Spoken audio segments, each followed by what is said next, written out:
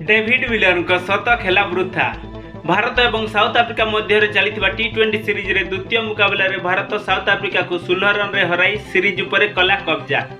नमस्कार फ्रेंड, मु दिलीप बाबू आज स्पोर्ट्स वीडियो रे आपण मानकु स्वागत करुछि। भारत और साउथ आफ्रिका मध्य चलता टी20 सीरीज रे भारत द्वितीय मुकाबला को 16 रन रे विजय हासिल करिछि एवं सीरीज उपर कब्जा करिछि। भारतर दुई ओपनर के राहुल और रोहित शर्मा को दमदार ओपनिंग पार्टनरशिप एवं मध्यक्रम में विराट कोहली और सूर्य कुमार यादव को दमदार बैटिंग बल भारत प्रथम बैटिंग कर 237 रन करथिला 3 विकेट विनिमय रे।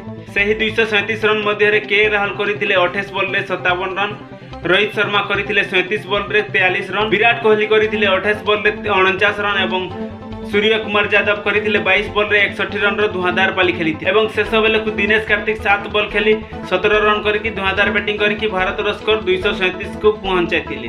238 रन रो लक्ष्य को पीछा करी साउथ आफ्रिका प्रथम रु विपर्जयर सामना करबा पड़िथिला। तांकर दुईटी मूल्यवान विकेट मात्र 1 रन रे दुईटी मूल्यवान विकेट पड़िथिला। 238 रन लक्ष्य को पीछा करी साउथ आफ्रिका तरफ क्विंटन डिकक करथिले 48 बॉल रे 69 रन एवं आडम माक्रम करथिले 19 बॉल रे 33 रन। साउथ आफ्रिका तरफ धुआंधार शतक करथिले डेविड मिलर जे कि 47 बॉल रे 106 रन करथिले एवं धुआंधार शतक करथिले एवं साउथ आफ्रिका को विजय करबा पई शेष जाय संघर्ष करथिले किंतु विजय कराई पारि नथिले। साउथ आफ्रिका से मैच को 16 रन रे पराजय वरण कला। भारत तरफ से मैच रे के राहुल को मैन ऑफ द मैच घोषणा कला।